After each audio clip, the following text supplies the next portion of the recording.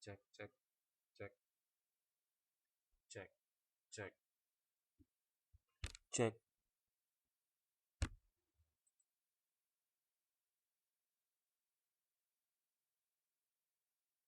cek, tes, tes, tes, tes, tes, cek, ada suaranya nggak ya? Dengar nggak ya?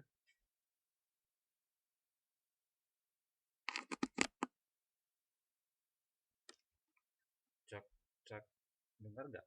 Halo, 1, 2, 3, tes, tes, tes, tes, tes.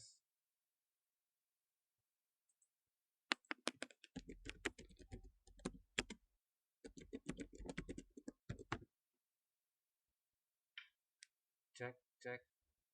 Halo, selamat malam. Bisa dengar suara saya?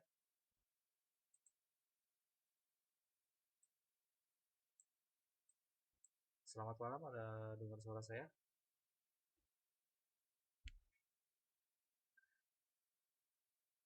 Kecil. Cek.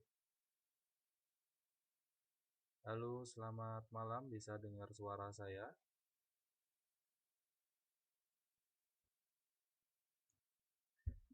Cek, selamat malam.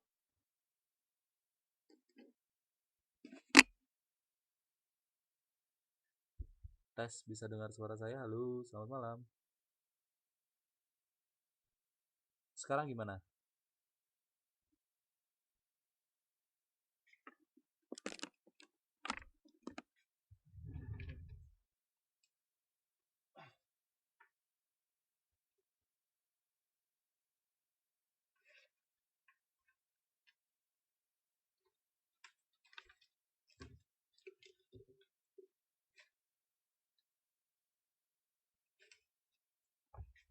Saya nyari headset dulu ya.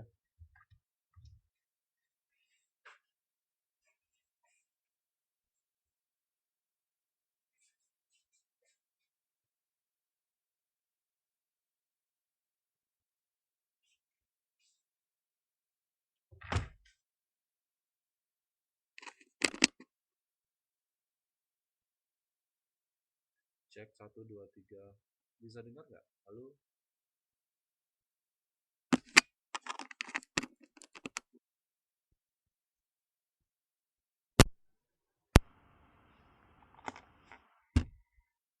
Sekarang gimana?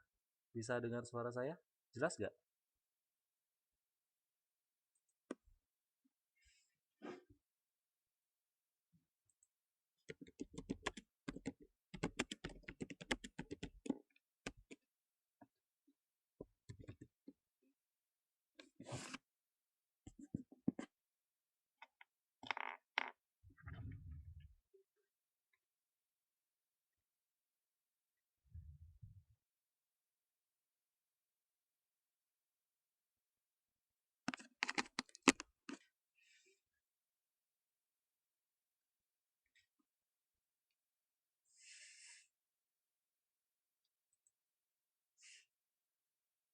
Cek, cek, cek.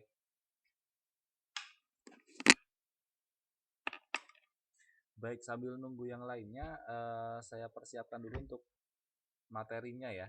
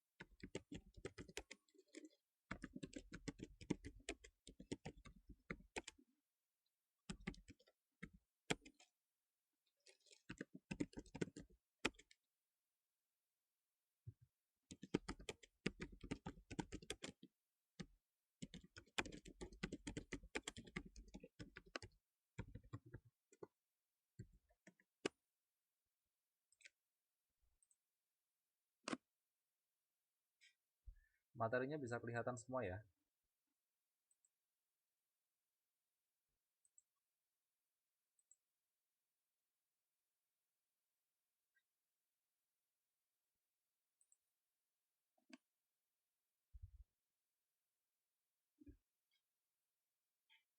Oke, kalau gitu sambil nunggu yang lainnya, kalian bisa persiapkan dulu untuk buku pegangan kalian.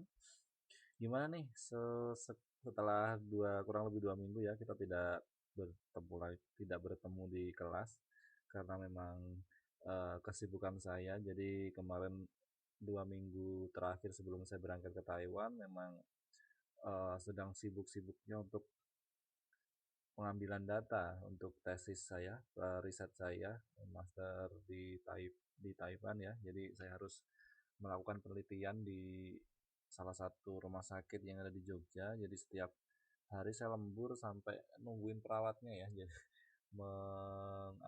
mengisi kuesioner yang saya gunakan untuk penelitian saya. Jadi mohon maaf sebelumnya saya sampaikan kepada teman-teman sekalian bahwa kemarin kurang lebih 2 minggu saya tidak bisa masuk kelas.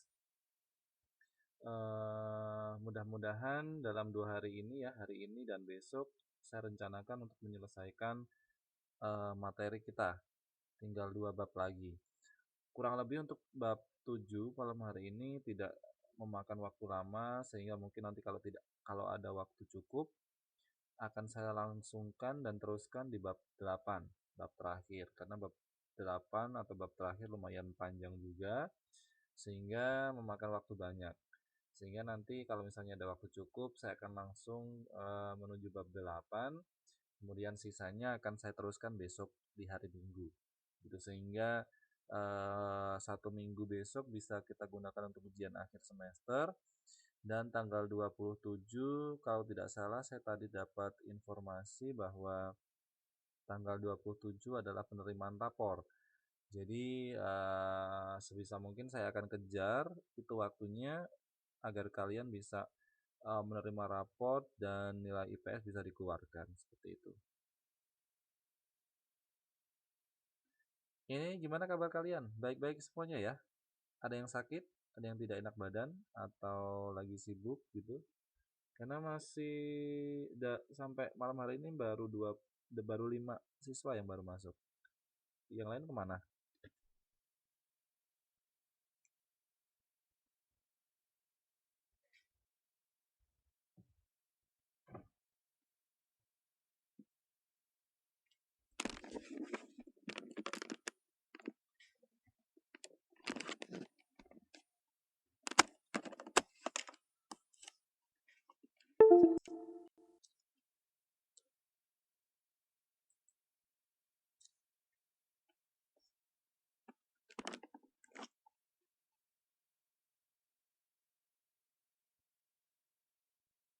Ini Bu Ketua belum masuk ya? Kayaknya Mbak Monika ini lagi galau apa ya? Masuk keluar masuk gitu.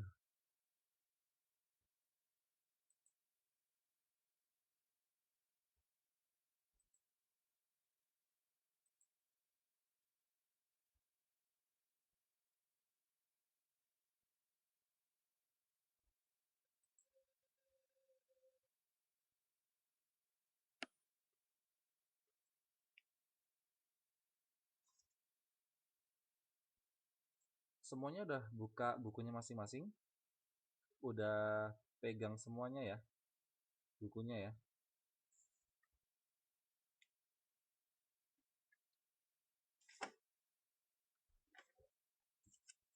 Untuk materi pada malam hari ini kita akan bahas bab 7 di halaman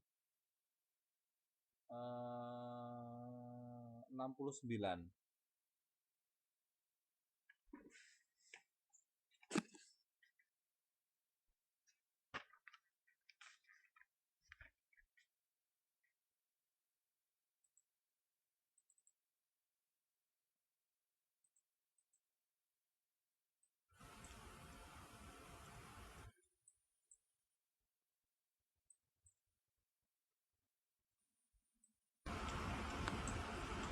Cek, cek.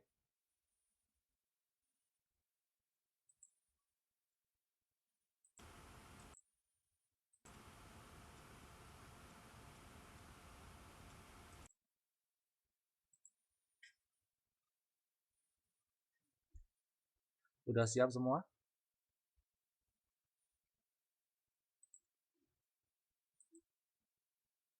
Suaranya kegedean nggak?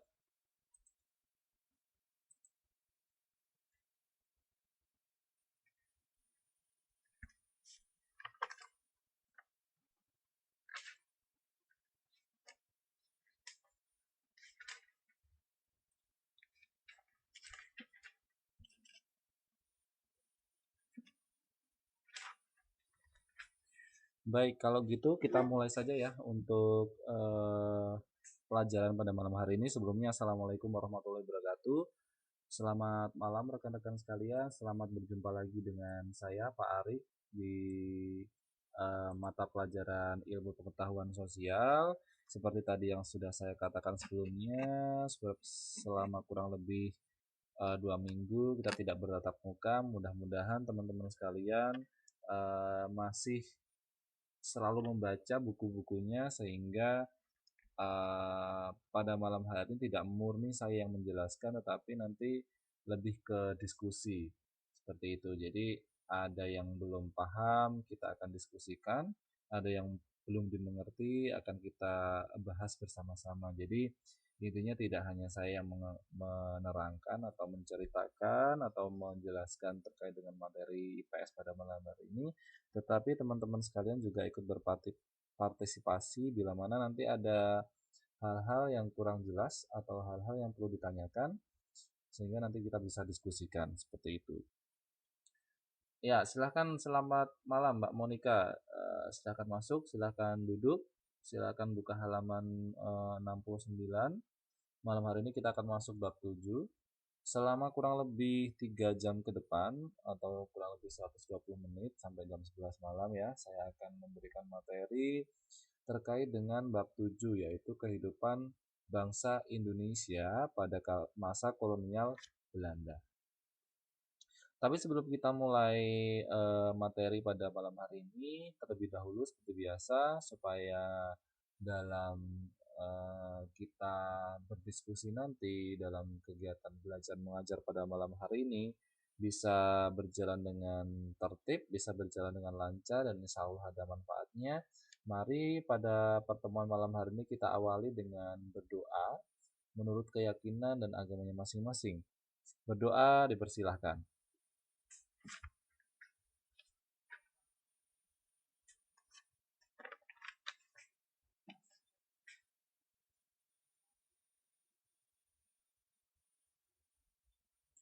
Cukup? Ya, teman-teman sekalian, untuk materi ujian akhir semester atau UAS, nanti soal yang akan saya keluarkan adalah 5 bab terakhir dari bab 4 sampai bab 8. Jadi kemarin setelah ujian tengah semester, kita memasuki bab 4 yaitu mulai dari perkembangan peradaban Hindu dan Buddha, jadi mulai masuk materi sejarah ya. Kemudian dilanjutkan bab 5 yaitu peninggalan kebudayaan Hindu dan Buddha di Indonesia. Terus pertemuan terakhir kemarin kita sudah membahas bab 6 terkait dengan perkembangan agama Islam sendiri di Indonesia. Nah, kemarin kita sudah membicarakan terkait dengan 3 sejarah agama yang terbesar di Indonesia yaitu agama Hindu Buddha, kemudian agama Islam. Nah, sekarang kita sudah memasuki babak baru sejarah di mana Indonesia itu pernah diduduki atau dijajah oleh bangsa Belanda, di mana bangsa Belanda itu merupakan bangsa yang menjajah paling lama di Indonesia, yaitu 350 tahun atau 3,5 abad. Lama sekali ya. Tapi sayangnya orang Indonesia selama dijajah oleh bangsa Belanda itu tidak seperti bangsa-bangsa seperti Malaysia, Singapura maju gitu ya. Karena bangsa Belanda menjajah di Indonesia itu hanya ingin menguras habis isi dari bumi Indonesia tanpa memperhatikan atau tanpa memakmurkan Indonesia itu sendiri, sehingga Mungkin sampai sekarang ya adalah sedikit peninggalan-peninggalan Belanda, tapi tidak semaju yang seharusnya, karena seharusnya kalau sudah dijajah 350 tahun oleh Belanda mungkin bisa dimajukan oleh Belanda, tapi ya kita lihat saja nanti. Ya, selamat malam Mbak Siti Hoiriah ya, selamat malam. Kabarnya baik, baru sampai di Taipei kemarin hari Rabu dan sudah mulai kuliah. Oke, silakan dibuka halaman 69 teman-teman ya. Kita akan masuk di materi kehidupan bangsa Indonesia pada masa kolonial Belanda. Tadi saya sudah cuplik sedikit ya. Jadi waktu memang bangsa Belanda menjajah itu Indonesia sengsara.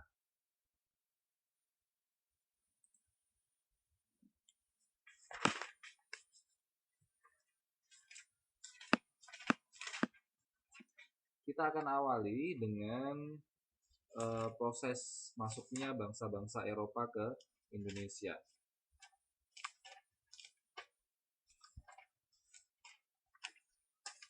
Jadi awal mula penjajahan bangsa Belanda ke Indonesia itu diawali proses masuknya bangsa-bangsa Eropa ke Indonesia. Jadi sebenarnya eh, Belanda itu adalah negara yang termasuk dalam benua Eropa. Jadi kenapa tidak hanya bangsa Belanda saja, jadi negara-negara yang ada di benua Eropa sana itu juga sebenarnya pernah datang ke Indonesia, pernah menjajah di Indonesia. Tetapi di sini yang kita bahas adalah masa kolonial Belanda, karena memang kolonial Belanda ini atau bangsa-bangsa Belanda ini yang menjajah ke Indonesia paling lama. Ya, kita lihat saja negara-negara mana dari benua Eropa yang pernah datang ke Indonesia. Nah, sejarahnya ya, sejak dulu Indonesia itu selalu jadi incaran bangsa asing. Ya, ya karena apa? Karena Indonesia terkenal sebagai penghasil rempah-rempah. Jadi seperti apa ya? Seperti lada, seperti merica. Jadi hal-hal rempah-rempah tersebut yang biasanya digunakan untuk masakan gitu, bumbu, itu Indonesia itu sangat kaya. Sehingga kekayaan Indonesia sebagai penghasil rempah-rempah itu menarik perhatian bangsa-bangsa asing, terutama bangsa Eropa untuk menduduki, untuk datang ke Indonesia dan mengambil rempah-rempah sebanyak-banyaknya. Nah, oleh karena itu, sejak abad ke-16, Eropa itu mencari daerah penghasil rempah-rempah. Jadi, banyak sekali info-info atau informasi yang negara-negara Eropa itu dapatkan bahwa Indonesia ini mempunyai kekayaan alam yang sangat luar biasa, yang berlimpah ruah, khususnya penghasil rempah-rempah. Untuk itu, pada abad ke-16, negara-negara Eropa atau negara-negara yang ada di benua Eropa itu mempunyai rasa ingin tahu yang tinggi, sehingga mereka mencari daerah penghasil rempah-rempah secara langsung. Nah, datangnya bangsa Eropa ke Indonesia itu dilakukan dengan metode pelayaran. Jadi mereka berlayar melalui samudra satu ke samudra yang lainnya. Jadi belum ada pesawat ya. Mungkin membutuhkan waktu yang sangat lama dalam berlayar. Sehingga mereka datang ke Indonesia membutuhkan waktu yang sangat lama. Tentu saja mereka tidak ingin sia-sia perjalanannya. Oleh karena itu, maksudnya gimana, Eko? Mbak Monika?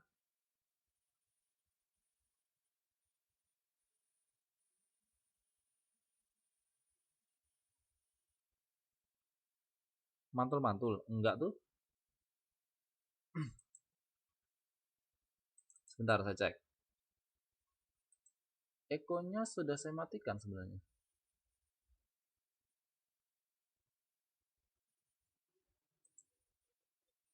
Wah, itu berarti settingan device-nya Mbak Monika ya. Ya, Kembali lagi ya, tadi ya, jadi datangnya bangsa Eropa ke Indonesia itu melalui jalur pelayaran untuk mencari rempah-rempah. Nah, datangnya bangsa Eropa itu mengawali sejarah baru penjajahan yang terjadi di Indonesia. Jadi awal mula adanya kata-kata penjajahan itu diawali oleh bangsa Eropa yang ingin menguasai rempah-rempah di Indonesia.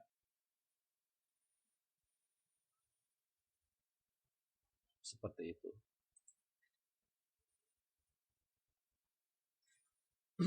Nah, sebenarnya ada motif sendiri, ada apa namanya, hal-hal yang menarik para penjajah itu untuk datang ke Indonesia, yaitu salah satunya adalah faktor penjelajahan samudra.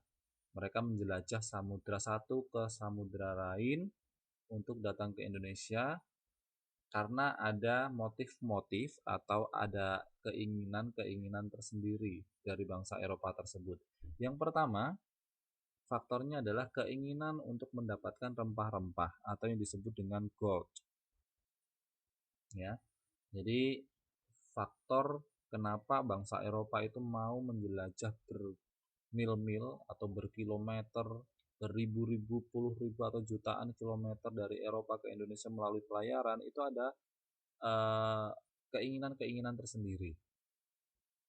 Salah satunya adalah keinginan untuk mendapatkan rempah-rempah langsung dari sumbernya, yaitu atau dikenal dengan istilah gold.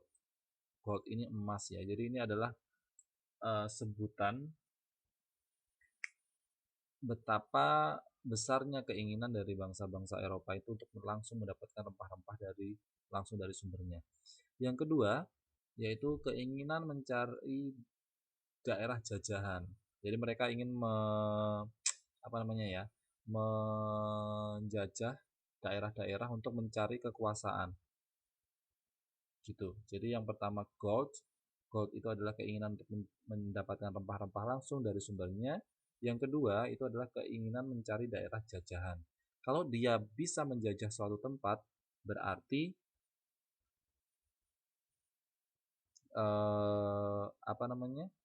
berarti dia bisa dinamakan negara yang berkuasa.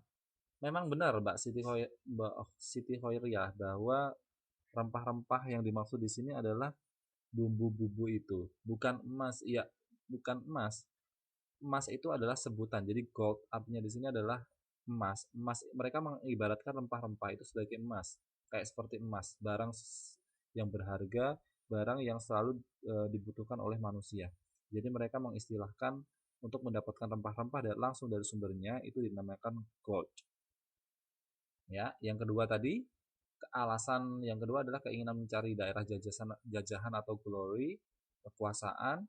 Ketika mereka itu bisa menaklukkan suatu wilayah, maka negara-negara lain akan mengatakan bahwa negara tersebut yang bisa menaklukkan daerah-daerah yang ada di Indonesia itu adalah negara-negara yang kuat, seperti itu, yang berkuasa, seperti itu. Kemudian yang ketiga itu menyebarkan agama Nasrani atau yang disebut dengan gospel. Ya, jadi gold, glory, gospel. Ini merupakan tiga faktor atau tiga motif tersendiri bangsa Eropa itu datang ke Indonesia menjajah. Jadi yang pertama gold, yang kedua glory, yang ketiga gospel. Nah, itu yang perlu kalian pelajari. Yang perlu kalian ingat-ingat. Jadi adanya faktor penjelajahan samudra oleh bangsa Eropa itu yaitu tiga faktor: gold, glory, gospel. Gold untuk mendapatkan rempah-rempah langsung dari sumbernya, glory untuk mencapai kekuasaan, gospel mereka mempunyai motif atau keinginan menyebarkan agama Nasrani di Indonesia. Jadi timbulnya agama Nasrani yang ada di Indonesia ini adalah sejarahnya dari bangsa-bangsa Eropa yang menyebarkan melalui penjajahan di Indonesia. Kemudian faktor penjelajahan samudra adalah karena kemajuan ilmu pengetahuan dan teknologi Kemudian yang kelima adalah keinginan membuktikan ke kebenaran dari ajaran Kopernikus dalam teori heliosentris ya. Jadi Kopernikus ini adalah penemu teori heliosentris bahwa bumi itu adalah bulat. Jadi mereka melakukan penjelajahan samudra. Apa benar kalau misalnya mereka mengawali perjalanan mereka dari Belanda atau dari Eropa, ketika dia menjelajah samudra, apakah dia bisa kembali lagi ke Eropa dengan jalan yang berbeda? Nah, itu membuktikan bahwa ajaran Kopernikus, yaitu tentang teori heliosentris, bahwa bumi itu bulat, itu benar. Nah, itu mereka ingin membuktikan teori Kopernikus tersebut. Kemudian mereka juga tertarik terhadap kisah perjalanan Marco Polo yang melakukan perjalanan ke dunia timur yang diceritakan dalam Imago Mundi bahwa Marco Polo ini juga pernah berkeliling dunia. Apa benar? Jadi ada 6 faktor yang mendesak atau faktor yang menjadikan motif utama bangsa Eropa menjelajahi samudra-samudra sehingga sampai ke Indonesia.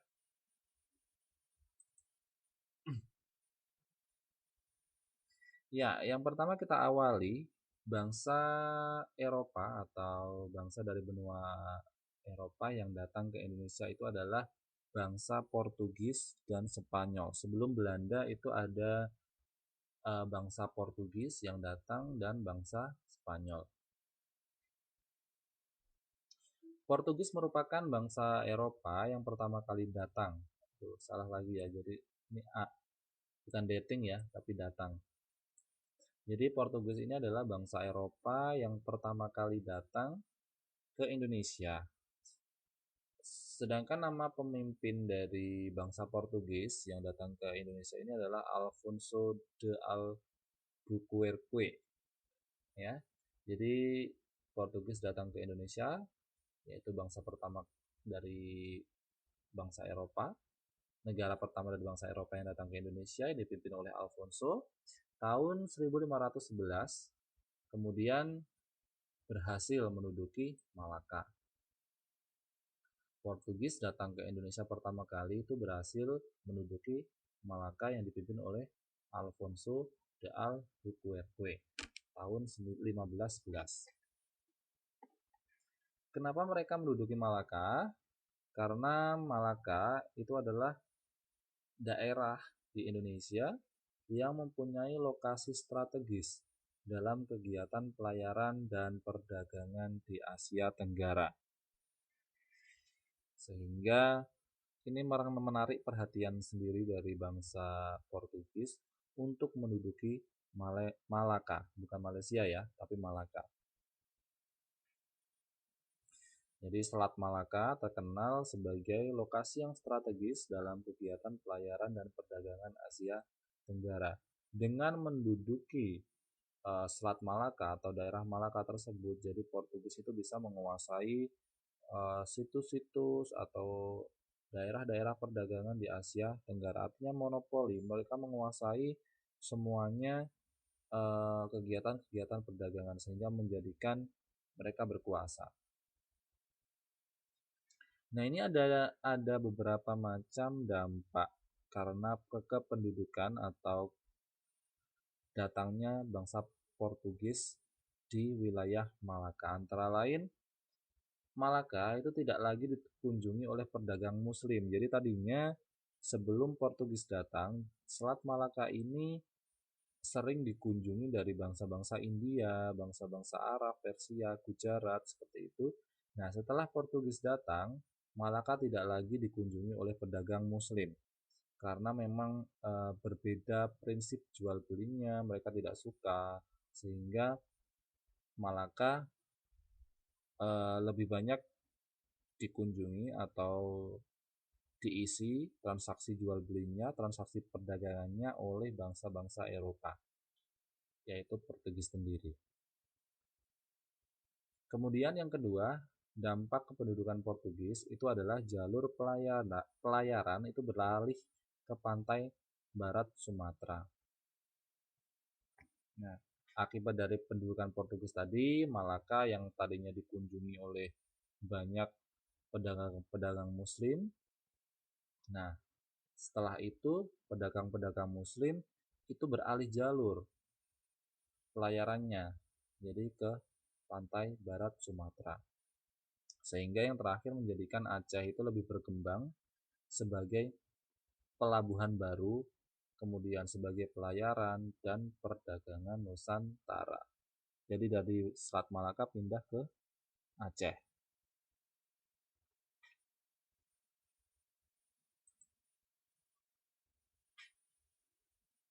Nah, kemudian tahun 1512, setahun kemudian dari selang waktu Portugis datang ke Indonesia,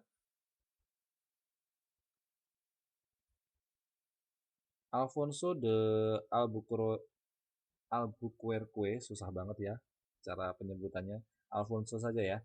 Jadi Alfonso tahun 1512, setelah mereka mendarat ke Malaka, nah, mereka pindah ke Maluku untuk menguasai rempah-rempah karena mereka tahu bahwa di Maluku ini tempat yang paling banyak menghasilkan rempah-rempah di Indonesia.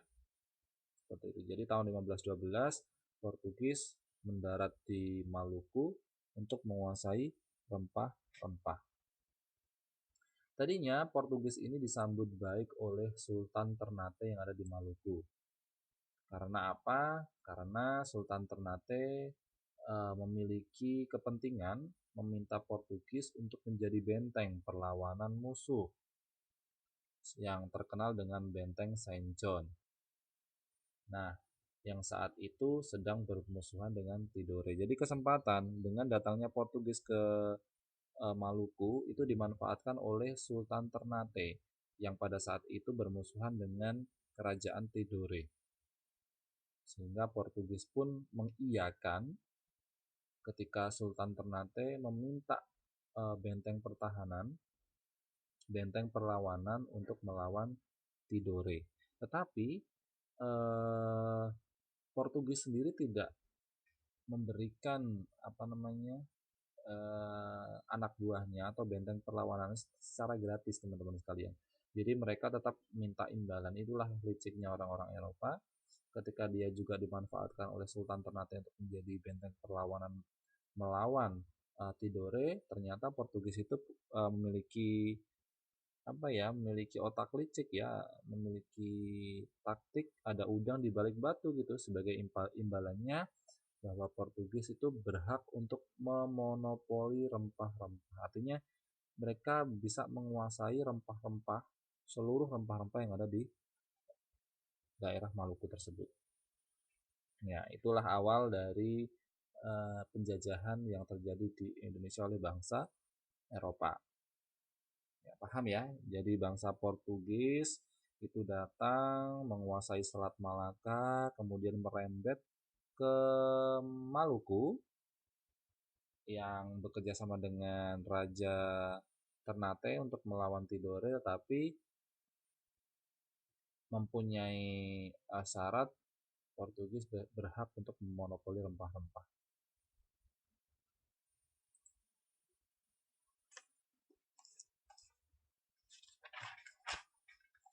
Nah, kemudian beberapa tahun kemudian, tepatnya tahun 1521, bangsa Spanyol, nah tadi bangsa Portugis, sekarang bangsa Spanyol. Bangsa Spanyol itu mendarat di Maluku juga. Nah, kalau tadi bangsa Portugis itu bersekutu dengan bangsa Ternate, nah sekarang bangsa Spanyol karena ingin berseteru gitu ya, jadi biar satu-satu bahwa bangsa Spanyol ini mendarat di Maluku dan akhirnya bersekutu dengan kerajaan Tidore. Nah, terjadi persaingan tuh antara Portugis dan Ternate, Portugis yang bersekutu dengan Ternate dan Spanyol yang bersekutu dengan Tidore. Jadi sama-sama kuat nih. Portugis Ternate dibentengi oleh Portugis, dan Tidore dibentengi oleh Spanyol.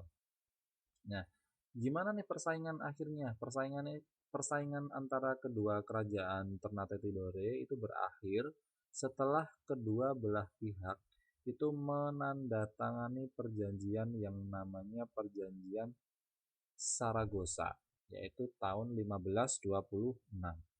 Yang isinya yaitu Spanyol itu harus pergi dari Maluku dan melakukan perdagangan di Filipina. Ini berarti Spanyol kalah ya dari Portugis, sehingga dalam perjanjian tersebut Spanyol itu harus pergi dari Maluku dan disuruh melakukan perdagangan tidak di Indonesia melainkan di Filipina. Sedangkan Portugis tetap berdagang di Kepulauan Maluku. Nah, ini saya kira ini bukan perjanjian yang adil gitu ya. Karena apa? Itu memberatkan Spanyol.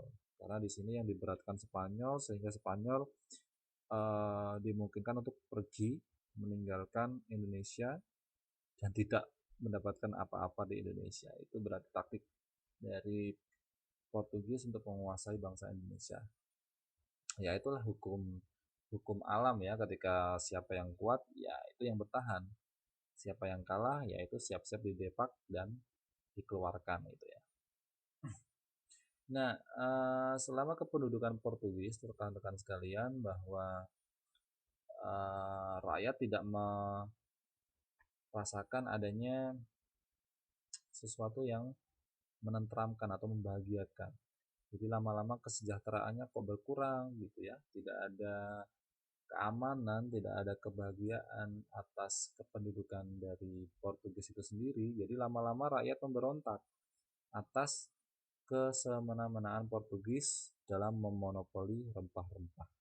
Jadi rakyat harus disuruh menanam rempah-rempah, kemudian hasil panennya diambil semua oleh Portugis, sehingga lama-lama rakyat pun memberontak atas tindakan semena-mena dari bangsa Portugis tersebut.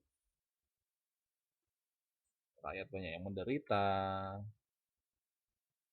dan sebagainya.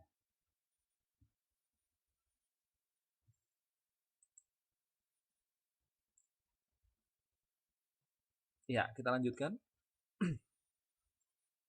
Kalau tadi sudah ada dua negara dengan sejarah singkatnya, yaitu kerajaan negara Portugis atau bangsa Portugis dan bangsa Spanyol yang sudah datang ke Indonesia. Nah, sekarang kita sudah mulai memasuki judul besar kita yang akan kita bahas pada malam hari ini, yaitu kedatangan bangsa Belanda ke Indonesia. Kira-kira apa sih yang melatar belakangi Belanda datang ke Indonesia?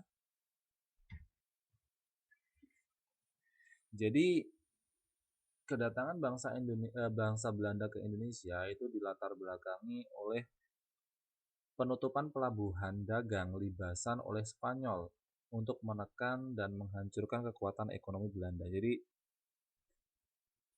datangnya bangsa Belanda ke Indonesia itu gara-gara pelabuhan dagang Libasan itu ditutup oleh Spanyol untuk membuat keadaan ekonomi Belanda itu turun. Oleh sebab itu, Belanda terdorong langsung datang ke Indonesia untuk tujuan yang sama, yaitu gold, glory, dan gospel. Mengambil rempah-rempah langsung dari sumbernya untuk mencari daerah jajahan dan menyebarkan agama Nasrani. Nah, pelayaran Belanda pertama kali ke Indonesia itu dipimpin oleh Cornelis de Houtman pada tahun 1596 dan mendarat di Banten.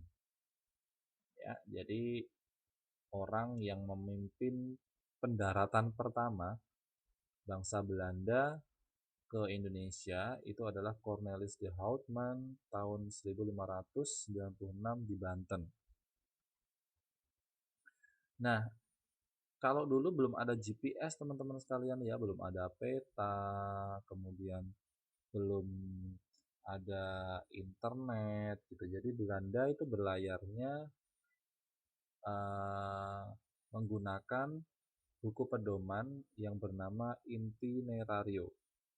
Dan Belanda tidak mendapatkan rempah-rempah serta diusir oleh Banten karena orang-orang Belanda ini terkenal orang-orang yang kasar dan sombong. Jadi ketika mendarat di Banten, mereka tidak mendapatkan rempah-rempah karena mungkin semena-mena orang datang menjadi warga baru langsung semena-mena, sombong, kasar seperti itu. Jadi orang-orang Banten itu tidak suka dengan Belanda yang datang langsung ke Banten pada saat itu, sehingga tidak lama kemudian Belanda yang dipimpin oleh Cornelis de Houtman tahun 1596 ini diusir oleh Raja Banten yang tadi sifatnya karena kasar dan sombong.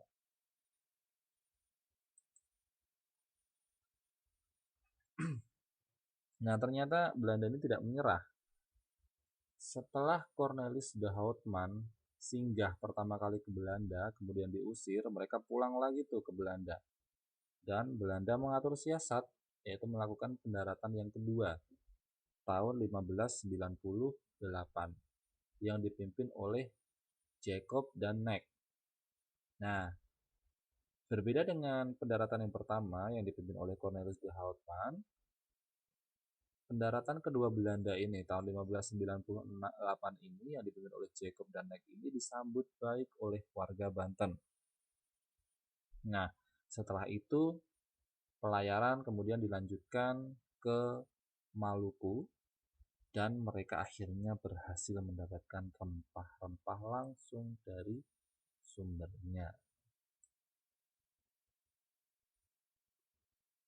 Nah, keberhasilan tersebut itu mendorong bangsa Belanda yang lain berbondong-bondong datang ke Indonesia. Kemudian bangsa Belanda itu membentuk koloni. Jadi dari kelompok-kelompok bangsa Belanda yang datang ke Indonesia, yang pertama, yang kedua, ketiga, keempat, sampai yang keberapa puluh gitu ya, datang ke Indonesia, itu kemudian mereka membentuk koloni yang terkenal dengan nama VOC, yaitu Verenigd Oost-Indies, untuk mencegah persaingan ekonomi antar bangsa Belanda. Jadi mereka memiliki persekutuan yang namanya VOC untuk mencegah persaingan ekonomi antar bangsa Belanda, sehingga ketika orang-orang Belanda itu menjajah ke Indonesia itu bisa diatur dalam suatu wadah organisasi yang namanya VOC. Nah, VOC itu tahun 1602 itu bermarkas di Ambon, yang tadinya bermarkas di Ambon ya kemudian dipindahkan ke Jakarta atau dipindah di Batavia. Jadi Maluku itu kan adanya di Ambon ya teman-teman sekalian. Jadi kemarin dulunya itu bangsa Belanda itu banyak datang ke Maluku di Ambon sana. Dari berpuluh-puluh kelompok Belanda yang datang, kemudian mendirikan organisasi atau koloni persekutuan yang namanya VOC. Kemudian tahun 1602 VOC yang markas di Ambon kemudian dipindahkan ke Batavia atau di Jakarta.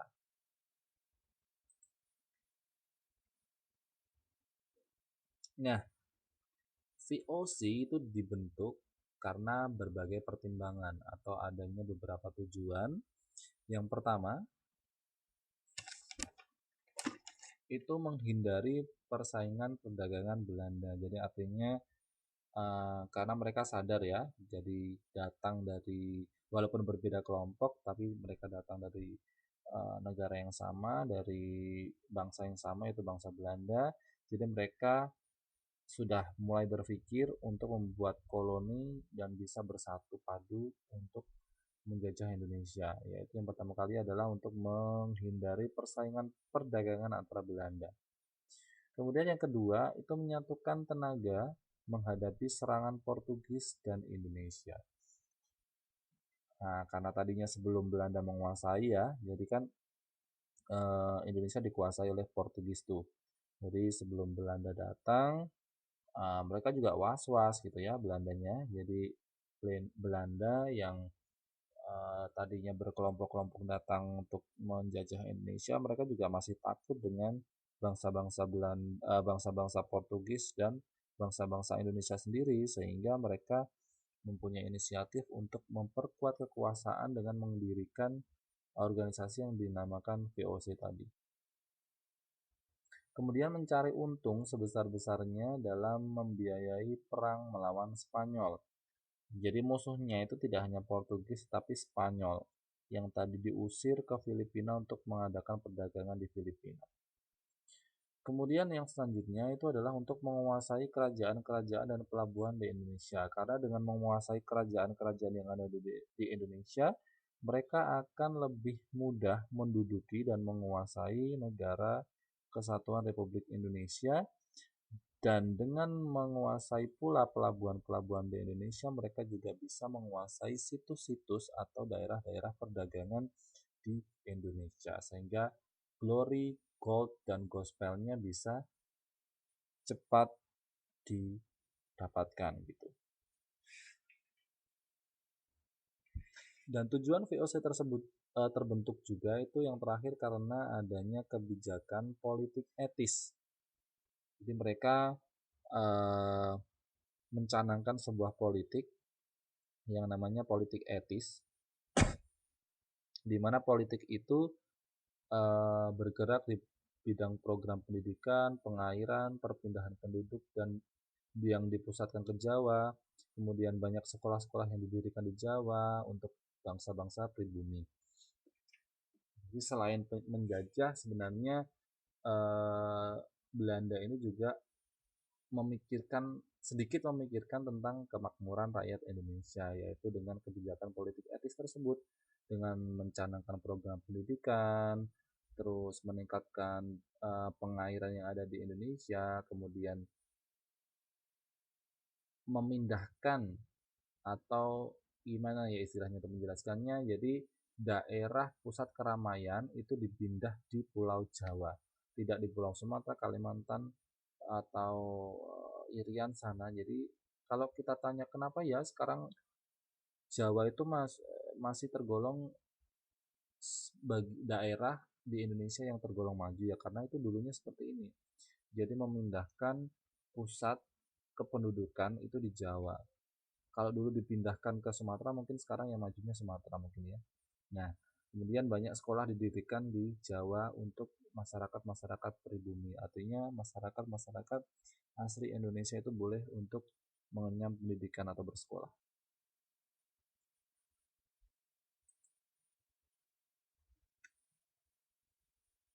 Nah, ini ada beberapa hal yang perlu saya jelaskan tentang kehidupan bangsa Indonesia pada masa kolonial Belanda, yaitu yang pertama di bidang politik.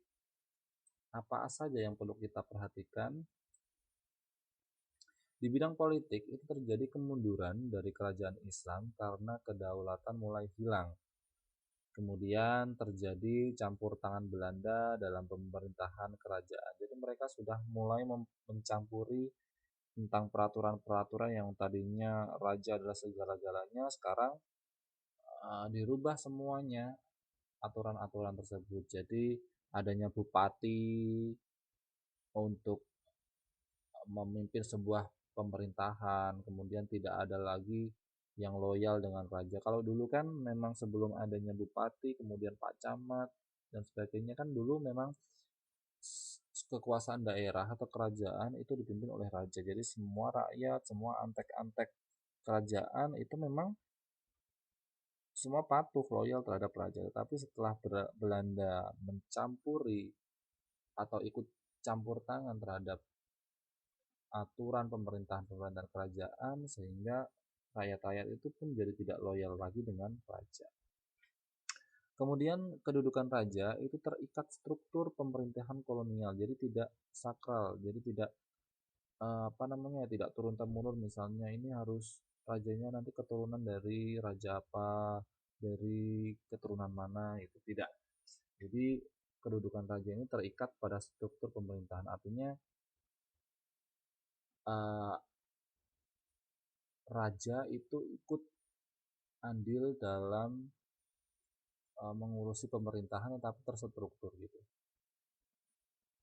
Kemudian pembentukan sentralisasi pemerintahan di Batavia. Jadi campur tangan Belanda ini membuat pemerintahan yang ada di Indonesia itu tersentralisasi atau terpusat di Batavia atau di Jakarta, sehingga ini sejarahnya kenapa Jakarta itu menjadi ibu kota negara bangsa Indonesia itu berasal dari sini. Jadi pembentukan pemerintahan secara terpusat yang ada di Jakarta. Dan yang terakhir adalah pemerintahan kolonial itu semakin kuat dengan penambahan pegawai Belanda yang ikut di dalam pemerintahan. Ya, jelas.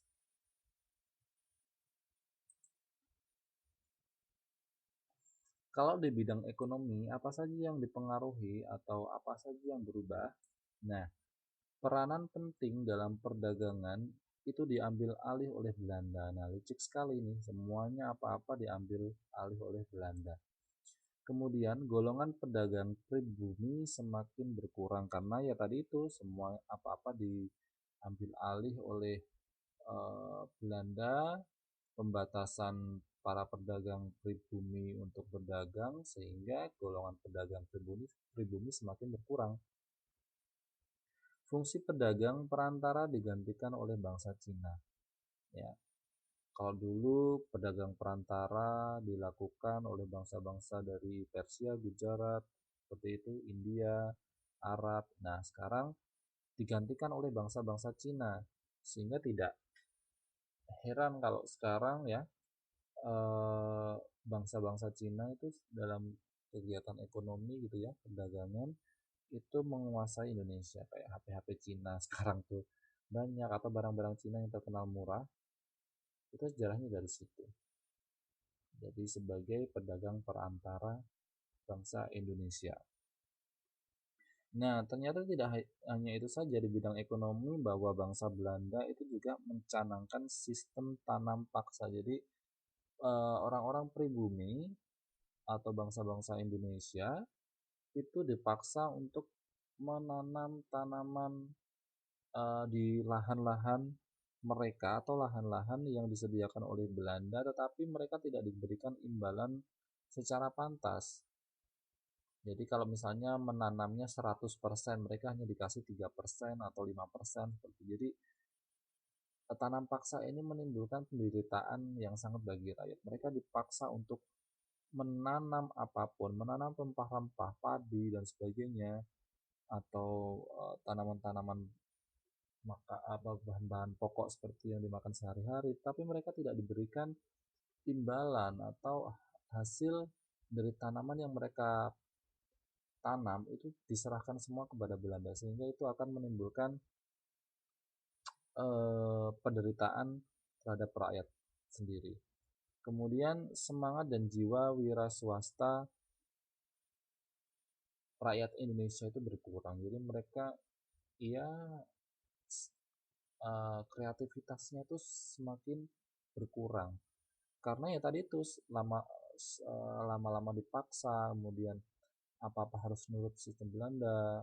Jadi semangat dan jiwa wira swastanya, jiwa berdagangnya, kreativitasnya itu berkurang.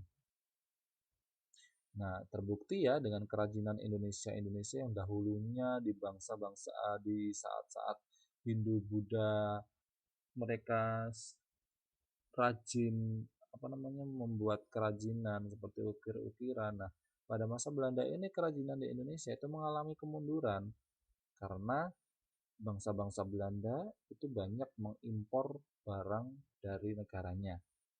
Jadi barang-barang dari Belanda, dari Eropa itu banyak sekali didatangkan ke Indonesia.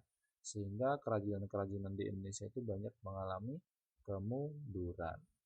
Nah, itu kehidupan pada masa kolonial di bidang ekonomi. Kalau di bidang sosial apa yang berubah?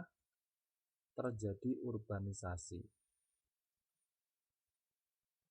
Ya, urbanisasi itu adalah kedatangan orang-orang datang besar-besaran. Jadi datang berpindah, datang ke suatu tempat terjadi besar-besaran. Tanah subur disewa oleh para pengusaha swasta. Jadi pengusaha swasta itu senang menyewa tanah-tanah subur. Kemudian para petani beralih profesi sebagai buruh tani milik pemerintah kolonial. Jadi para petani itu tidak lagi menanam tanaman di ladang mereka sendiri, tapi mereka menjadi buruh di pemerintah kolonial. Sangat luar biasa menderita. Kemudian ekonomi uang semakin besar pengaruhnya di pedesaan. Artinya uang itu sudah tidak diajeni lagi, semakin mahal, semakin susah cara mencarinya. Seperti itu. Nah, bagaimana di bidang budaya? Apa yang berubah? Nah, ini rakyat sudah mengenal istilah tanaman-tanaman baru. Jadi tanaman-tanaman baru mulai diberikan nama oleh bangsa-bangsa Belanda sehingga rakyat-rakyat semakin mengenal istilah tanaman-tanaman baru. Kemudian terlahirnya golongan terpelajar karena banyak sekolah dibuka.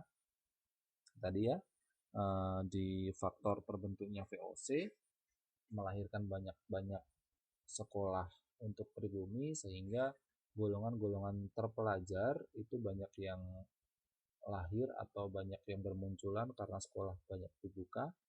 Kemudian, nah di sini sudah mulai berkembang agama Nasrani. Sehingga sampai saat ini peninggalannya masih ada ya, agama Nasrani berkembang di Indonesia. Nah, selain itu penyakit budaya juga semakin masuk gitu ya. Adanya penyakit-penyakit masyarakat yang mulai menyerang rakyat Indonesia seperti judi, mabuk, mabuk-mabukan, adanya tempat-tempat prostitusi, penjualan wanita, kemudian ya seperti itu alkohol. Nah, itu mulai menjamur di Indonesia yang mempengaruhi kebudayaan Indonesia yaitu tadi. Kemudian Indonesia mengenal cara berpakaian model-model Eropa, jenis-jenis makanannya, kemudian bahasa Belanda dan bahasa Inggris, bentuk bangunan dan seni musik. Jelas.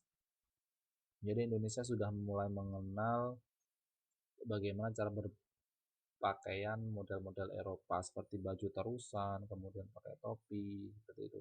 Karena dulu sebelum bangsa Eropa datang, itu bangsa Indonesia pakaiannya itu masih sangat tradisional, yaitu memakai apa namanya jarit atau pakaian-pakaian khas Jawa seperti itu ya. Jadi belum mengenal baju-baju terusan. Prostitusi itu adalah pelacuran, Mbak. Jadi perdagangan wanita, kemudian ya kalau kalau sekarang namanya rumah bordil atau peracuran seperti itu. Nah, itu sudah dulu sudah dikenal karena orang-orang Belanda itu suka dengan wanita-wanita Indonesia sehingga dijual kemudian dijadikan tempat-tempat prostitusi di mana-mana seperti itu. Jadi itu salah satu penyakit masyarakat di Indonesia karena datangnya bangsa Belanda. Kemudian jenis-jenis makanan, kalau bangsa Eropa kan makanannya mungkin spaghetti gitu ya, mie-mian, terus roti gitu ya, kentang. Jadi mereka mulai bangsa Indonesia mulai mengenal makan makanan bangsa Belanda dan banyak bangunan-bangunan didirikan sehingga bangsa Indonesia pun juga semakin hafal gitu ya. Oh, ini bangunan ciri khas Belanda dan seni-seni musik yang lainnya. Seperti itu.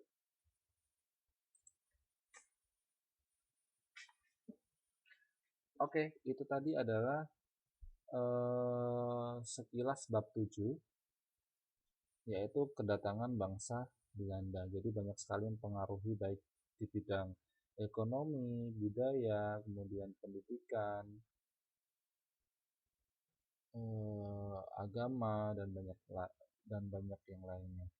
Nah, ada pertanyaan sebelum saya lanjutkan lagi. Jadi tadi bagi yang belum hadir ya, rencana malam hari ini kita akan lanjutkan di bab 8 sehingga besok ini ya hari Minggu ini kita tidak terlalu banyak menyita waktu karena bab 8 ini banyak sekali materinya, sehingga saya kira waktunya cukup untuk diselesaikan gitu. Ada yang mau ditanyakan untuk bab 7 terkait dengan kehidupan bangsa Indonesia di masa kolonial Belanda? Kalau ada yang mau didiskusikan silakan. Ada mungkin kata-kata yang tidak familiar atau tidak paham gitu, seperti tadi ada yang tanya terkait dengan prostitusi atau ada kata-kata yang lain gitu. Ada? Sambil saya menyiapkan materi bab 8.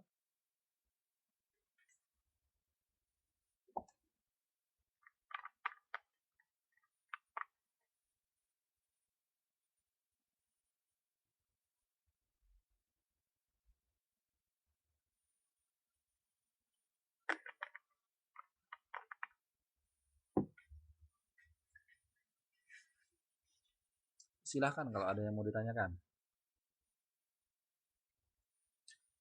Jelas ya, sedikit saya ulangi lagi bahwa di semester 7, di semester 7 lagi, di bab 1, di bab 7 semester 2, tadi kita sudah membahas tentang kehidupan bangsa Indonesia di masa kolonial Belanda. Jadi sebelum Belanda datang kemudian menjajah selama 350 tahun lamanya, dahulunya didahului oleh bangsa Portugis dan Spanyol yang datang terlebih dahulu ke Indonesia, kemudian langsung eh, mengutarakan keinginannya yaitu glory, gold, dan gospel langsung ke Indonesia. Gold itu mencari rempah-rempah langsung dari sumbernya, glory itu mencapai kekuasaan, kemudian gospel itu menyebarkan agama Nasrani. Nah, di tengah perjalanannya, karena di Eropa itu ada 3 negara kuat, yaitu Portugis, Spanyol, dan Belanda. Akhirnya kenapa Belanda bisa datang ke Indonesia? Karena bangsa Portugis itu menekan sistem perdagangan sehingga Belanda pun penasaran kenapa kok ekonominya melemah sehingga mendorong bangsa Belanda untuk datang langsung ke Indonesia.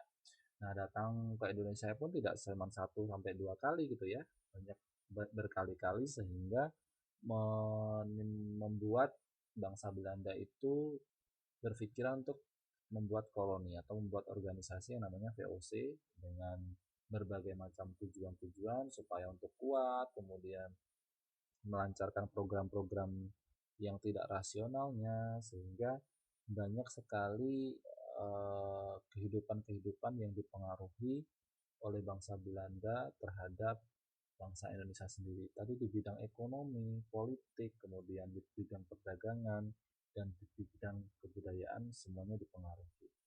Seperti itu. Itu kurang lebih sedikit yang bisa di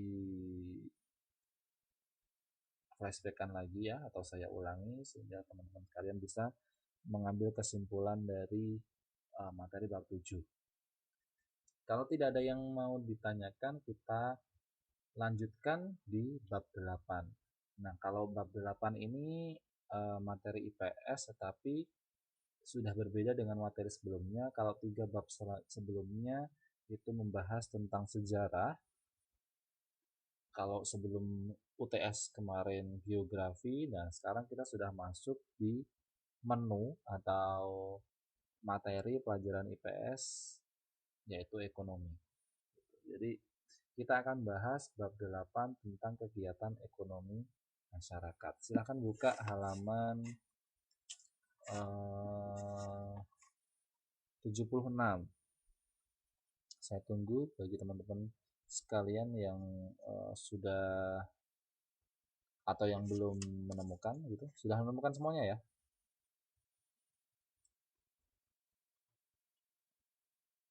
Sudah ketemu semuanya halaman 76.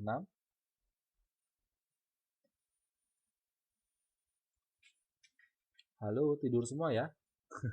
Saya jangan tinggal tidur ini.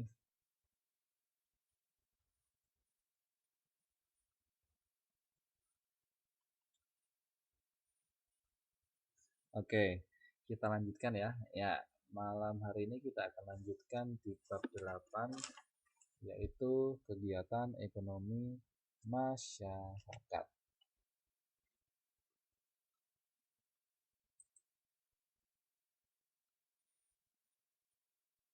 Ya, kita akan awali tentang pola kegiatan ekonomi penduduk, bagaimana penggunaan lahan, dan pola pemukiman penduduk.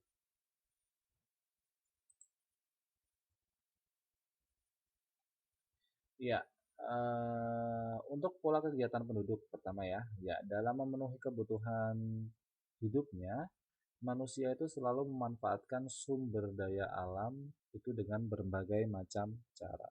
Jadi kebutuhan manusia yang berlimpah ruah, kebutuhan manusia yang tidak terbatas, itu mendorong manusia untuk memanfaatkan segala sumber daya alam yang ada di muka bumi ini dengan berbagai macam cara. Ya, meskipun manusia itu tinggal di wilayah dengan segala keterbatasan, mereka itu selalu mencari cara agar bisa bertahan hidup. Ya, ya karena kita ketahui ya daerah di setiap daerah yang ada di Indonesia yang ditempati oleh manusia itu tidak semua sumber daya alamnya itu terpenuhi secara banyak, gitu ya, secara cukup. Ada yang mereka ada yang uh, memperkirakan misalnya, oh ini untuk 50 tahun ke depan masih cukup, wah ini hanya bertahan 2 tahun. Jadi tidak semua daerah-daerah itu memiliki sumber daya alam yang melimpah ruah. Nah seperti itu.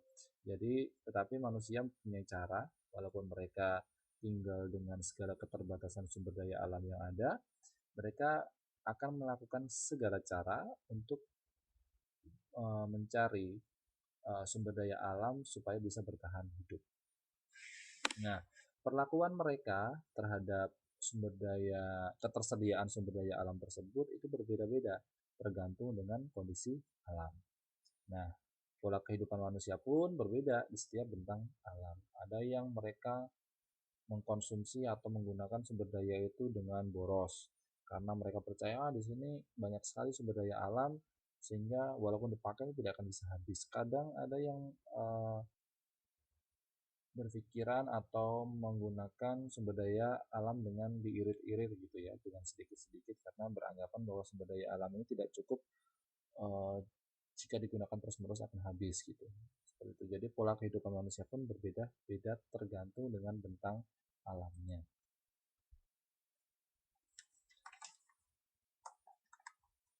Oke, pola kegiatan yang pertama yang akan kita bahas adalah peternakan. Ya, peternakan di Indonesia itu masih tergolong sebagai mata pencaharian sampingan setelah bertani. Jadi memang utamanya di Indonesia ini adalah mata pencahariannya adalah pertanian. Karena Indonesia terkenal dengan negara yang agraris, yaitu negara pertanian. Nanti kita akan bahas di subbab pertanian sendiri. Jadi peternakan di Indonesia itu masih tergolong sebagai mata pencaharian sampingan setelah bertani. Gitu ya. Hampir setiap petani itu memiliki unggas, kambing, sapi yang dipelihara secara sederhana. Jadi di samping mereka bertani, pada umumnya para petani-petani ini memiliki unggas atau ayam-ayaman gitu ya, bukan ayam beneran, enggak ya, ayam, terus kemudian bebek, itik, seperti itu ya. Itu tergolong jenis uh, hewan unggas gitu ya. Selain itu ada kambing, ada memelihara sapi yang dipelihara secara sederhana atau tidak dipelihara secara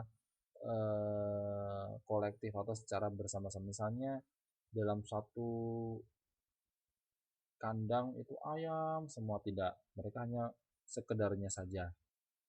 Sekedar memelihara alam ya ayam 3 atau 5 ekor, kemudian sapi juga sapi paling 1 ekor 2 ekor ya sebagai sampingan saja. Kemudian usaha peternakan itu biasanya ada di pinggiran kota, kemudian secara intensif diusahakan. Jadi baru ada orang-orang yang mengusahakan peternakan, tapi biasanya usaha peternakan itu diadakan atau adanya di pinggiran kota dan secara intensif atau secara eh, lebih serius itu diusahakan. Jenis ternak dalam usaha peternakan yang disebut dengan peternakan besar itu ketika masyarakat di Indonesia itu memelihara sapi, kerbau, atau kuda.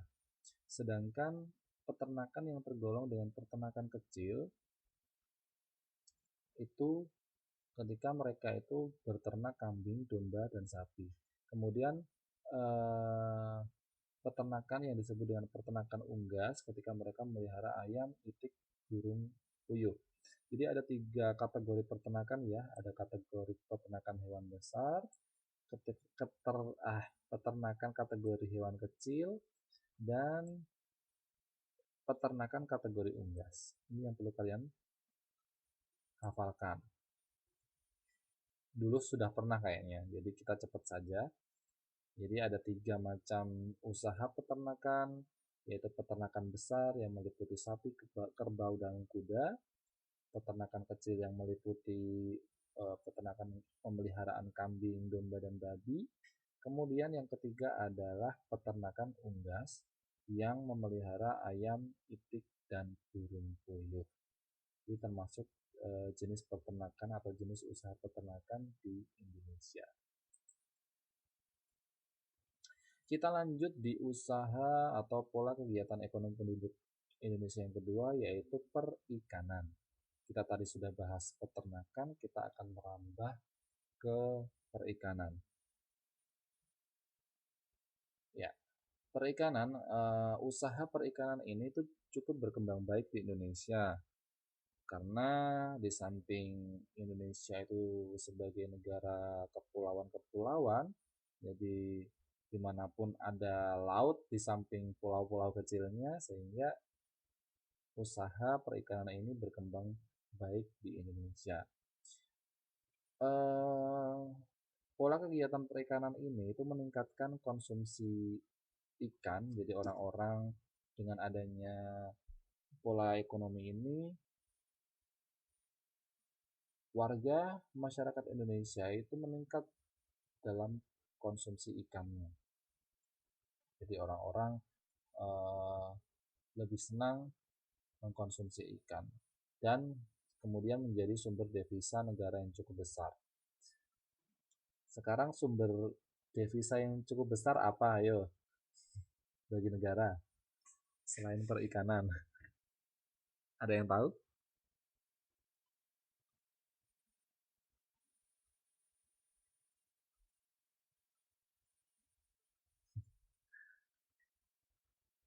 Apa? Ayo, sumber devisa negara? Ya, salah satunya adalah kalian-kalian ini sebagai pahlawan devisa.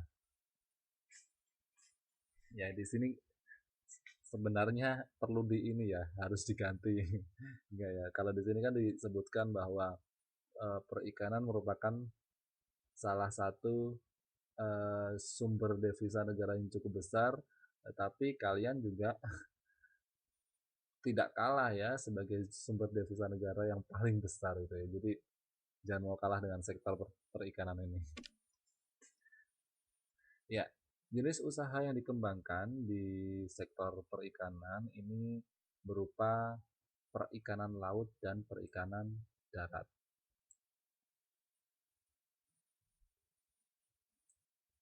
Iya kan, nggak pakai pajak kan ya? Nggak apa-apa, yang penting kalian bekerja dengan serius, punya apa namanya tujuan masa depan yang akan dicapai. Ya mudah-mudahan apa yang kalian lakukan, ya insya Allah ada jalannya. Yang penting dinikmati dulu ya, serius bekerjanya. Ya, kita lanjutkan. Jenis usaha yang dikembangkan di sektor perikanan ini berupa perikanan laut dan perikanan darat. Jadi ada 2 macam jenis perikanan yang dicanangkan atau dikembangkan di sektor perikanan, yaitu perikanan darat dan perikanan laut. Nah, apa itu perbedaan dari perikanan laut dan perikanan darat? Kalau perikanan laut itu adalah usaha penangkapan ikannya itu di laut, baik di perairan pantai maupun di laut. Pokoknya selagi itu masih ditangkapnya itu di area laut, baik itu tepi pantai ataupun di laut, itu namanya perikanan laut. Nah, ini berbeda dengan perikanan darat. Kalau perikanan darat itu adalah usaha pembudayaan dan penangkapan ikan di perairan darat. Misalnya di sungai, di danau, ada di rawa, ada di empang, ada di waduk, atau di sawah-sawah yang biasanya digenangi oleh air. Ya iyalah, masa sawah kering gitu ya. Mana ada ikan yang hidup. Ya, jadi itu bisa dibedakan.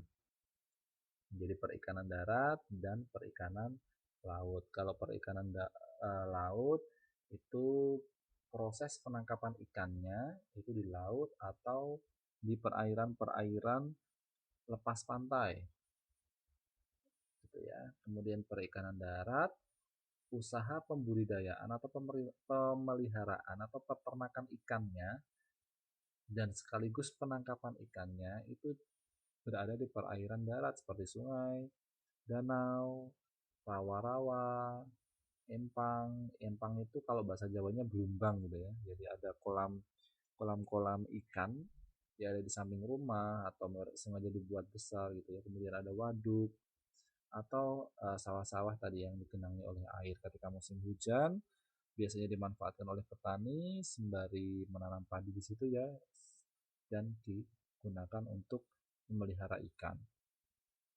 Nah, itu tadi sektor perikanan. Nah, bagaimana dengan sektor pertanian, teman-teman sekalian? Jadi, ini berbeda lagi. Kalau tadi kita sudah bahas dua sektor, adanya peternakan, perikanan, sekarang kita ke pertanian. Kalau di pertanian, pertanian itu merupakan usaha tanah dengan metode tanam menanam. Jadi, usaha pola ekonomi dengan memanfaatkan tanah sebagai media untuk tanam menanam.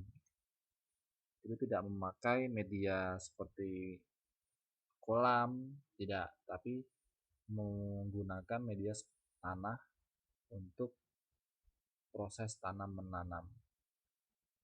Nah, Indonesia sendiri itu disebut dengan negara agraris. Ini maksudnya adalah negara dengan sebagian besar penduduk dengan mata pencaharian pertanian.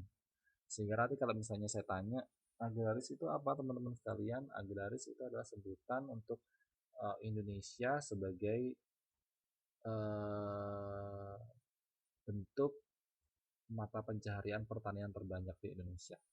Kemudian pertanian ini cukup membantu negara menaikkan devisa dengan ekspor.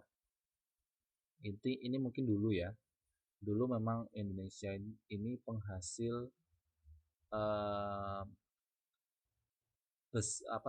penghasil padi atau penghasil beras terbesar di Asia Tenggara.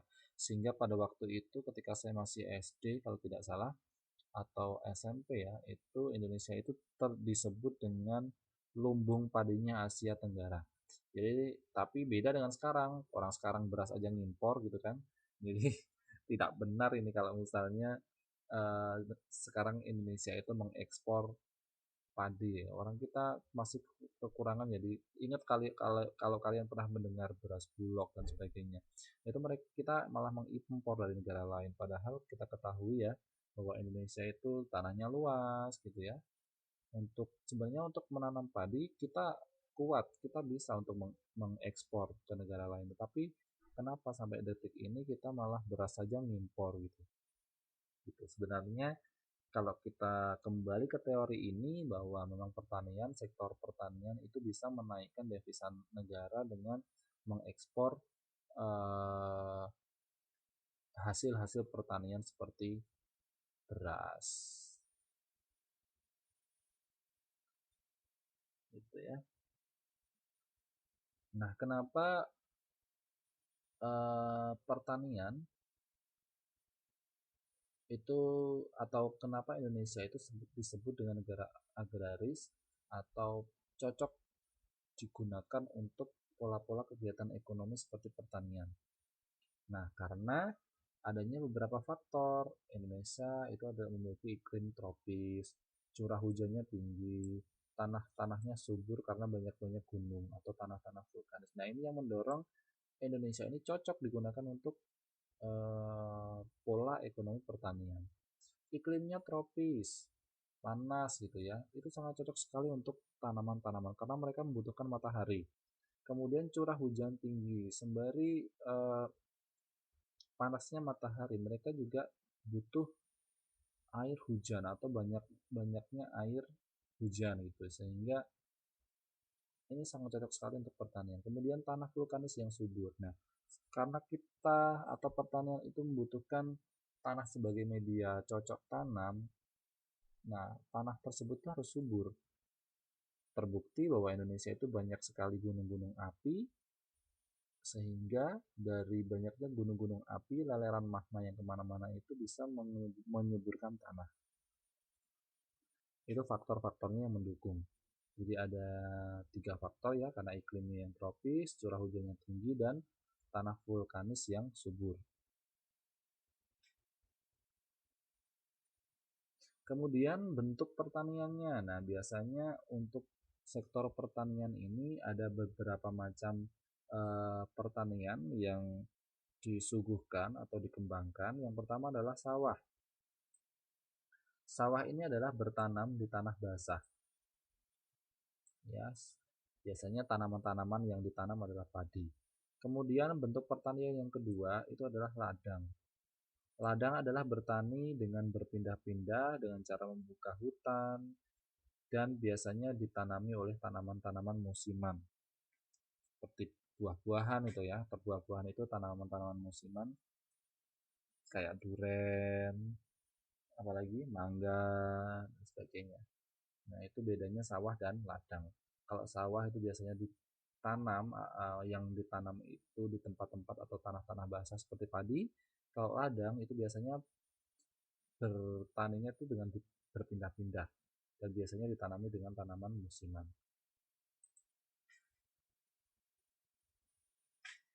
Ya, kita beralih ke perkebunan. Kalau tadi kita sudah pertanian, sekarang kita akan bicarakan tentang perkebunan. Perkebunan itu adalah bentuk pertanian yang berkaitan dengan tanaman musiman seperti tembakau, tebu, dan tanaman-tanaman keras seperti karet, kopi, teh, kelapa sawit, coklat, cengkeh, dan kelapa. Nah, perkebunan itu dibedakan menjadi 2 macam jenis. Ada yang namanya perkebunan rakyat dan ada yang namanya perkebunan besar. Perkebunan rakyat itu adalah perkebunan kecil ya, diusahakan atau biasanya dilakukan oleh para petani dengan lahan seadanya, misalnya lahan-lahan kecil, lahan-lahan sempit gitu. Tetapi berbeda dengan perkebunan besar. Kalau perkebunan besar itu biasanya diusahakan atau dikembangkan di lahan-lahan luas yang dilakukan oleh perusahaan-perusahaan swasta atau perusahaan-perusahaan yang bergerak di badan usaha milik negara atau diatur oleh negara. Itu perkebunan besar.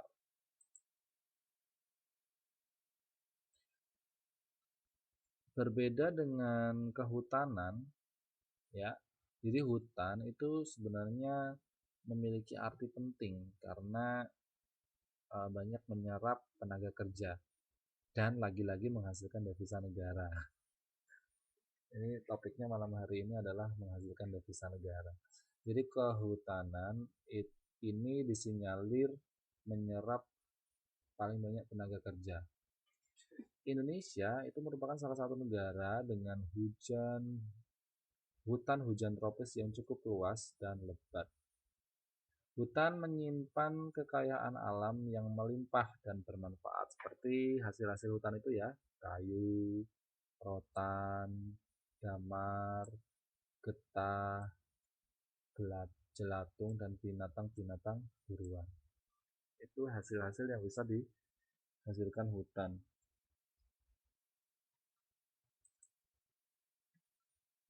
Nah, ada juga yang pola kegiatan ekonomi di Indonesia di bidang non-pertanian, yaitu merupakan kegiatan usaha ekonomi di luar pertanian. Contohnya adalah pertambangan, ini kurang T, ini pertambangan, kemudian perindustrian, perdagangan, jasa, transportasi, dan pariwisata. Pertambangan, menambang emas, menambang tembaga, dan sebagainya. Perindustrian, industri pembuatan mesin, perdagangan, jual beli, kemudian di bidang transportasi, ya adanya jalur-jalur kereta api, pesawat, kemudian bis, dan sebagainya. Dan pariwisata, objek-objek wisata. Nah, itu merupakan pola kegiatan ekonomi non pertanian yang bukan termasuk pertanian.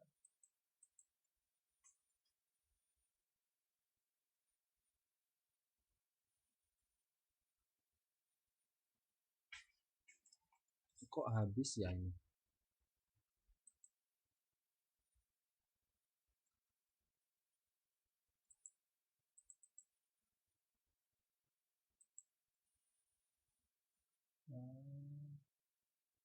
Sebentar. Kemarin saya sudah buat ini slide-nya. Kemarin saya sudah selesaikan ini. Bentar, saya cek dulu.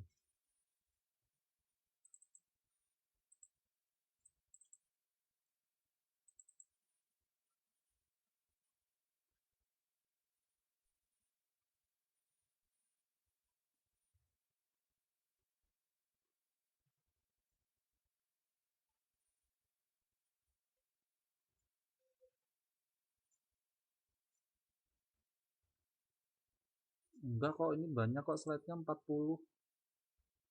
Udah saya siapkan soalnya, udah selesai. Sebentar, apa uploadnya yang gagal ya? Saya upload lagi aja.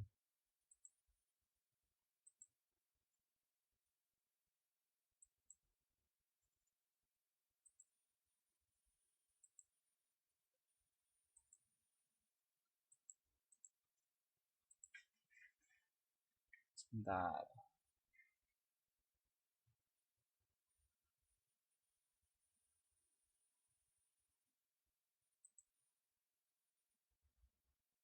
Tadi sampai slide sini. Ya, kita bahas, kalau tadi kita sudah membicarakan tentang pola kegiatan ekonomi, ada pertanian, ada perkebunan, kehutanan, perikanan, non pertanian, dan sebagainya, perkebunan. Sekarang kita akan membahas kira-kira perbedaan penggunaan lahan di desa dan di kota itu apa. Kalau penggunaan lahan di pedesaan, biasanya di desa itu lahan digunakan bagi kehidupan sosial dan ekonomi. Jadi di desa itu biasanya lahan-lahan digunakan untuk kehidupan sosial dan ekonomi. Sosial itu biasanya digunakan untuk berkeluarga, sekolah, beribadah, rekreasi, dan olahraga. Sedangkan ekonomi itu biasanya digunakan untuk bertani, berkebun, beternak, memelihara, dan menangkap ikan. Sedangkan lahan di desa itu juga sangat dipengaruhi oleh keadaan alamnya, misalnya pantai. Mereka akan lebih menggunakannya digunakan sebagai lahan perikanan dan pertanian. Kemudian kalau misalnya di daerah gunung biasanya digunakan atau cocok sebagai lahan untuk bercocok tanam. Nah, kalau di kota apa? Kalau di perkotaan, biasanya kota itu dicirikan sebagai tempat dengan prasarana bangunan besar, rumah sakit, sekolah, pasar, kemudian taman-taman, dan jalan-jalan aspal. Jelas ya. Dan kemudian kehidupan ekonomi kota itu biasanya industri dan jasa dan tidak memerlukan lahan-lahan yang luas.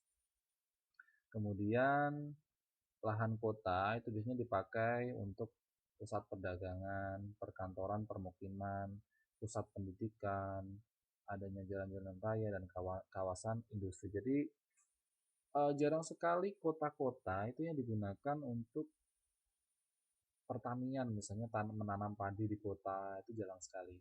Atau berkebun di kota itu jarang sekali. Biasanya kota-kota itu lahan-lahannya itu identik digunakan untuk eh, perdagangan, misalnya mendirikan ruko-ruko atau kios-kios yang digunakan untuk perdagangan.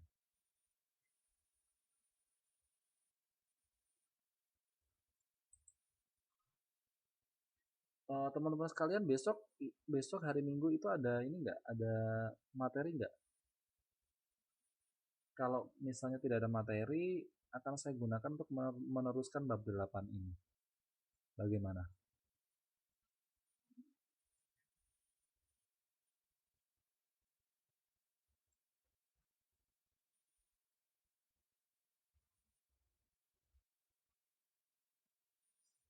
Besok saya akan buatkan kelasnya. Insya Allah nanti ini kan saya paruh ya, jadi akan saya lanjutkan besok malam, mulai pukul 9 malam. Ada jadwal ketemuan nggak ya besok ya di ini di kantor? Enggak ya? Kejar paket ini kejar paket B ya? Kejar paket B ada pertemuan nggak besok? Enggak ya?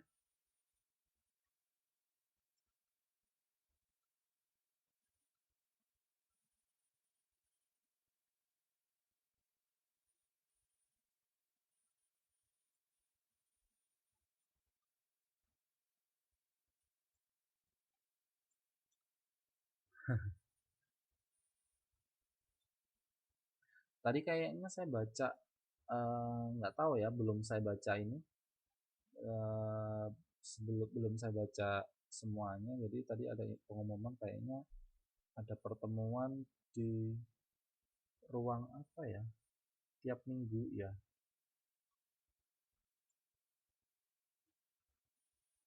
Ya, ruang ilmu.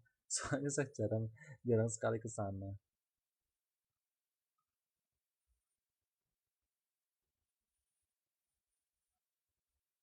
Besok malam kita lanjutkan ya.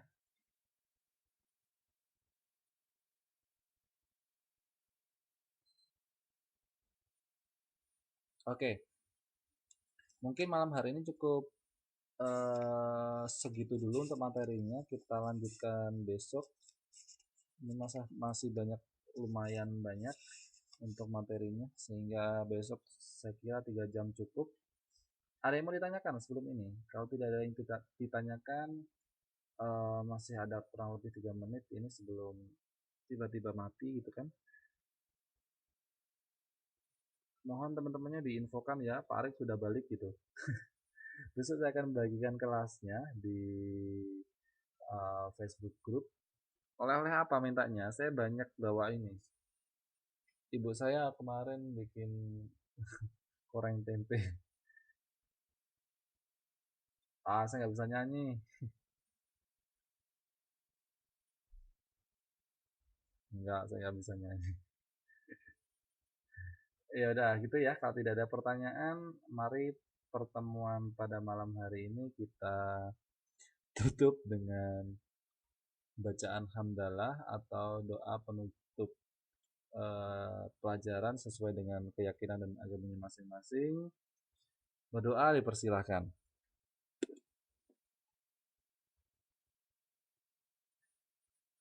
Cukup. Kira-kira semoga ada manfaatnya pertemuan pada malam hari ini. Mohon maaf agak sedikit kaku karena sudah 2 minggu tidak ngobrol atau tidak menjelaskan materinya. Mudah-mudahan bisa diawali lagi dengan santai ya. Jadi terima kasih atas perhatian teman-teman sekalian. Terima kasih atas kehadirannya di kelas ini. Mudah-mudahan semuanya bisa sehat, bisa semangat. Dari saya kurang lebihnya mohon maaf.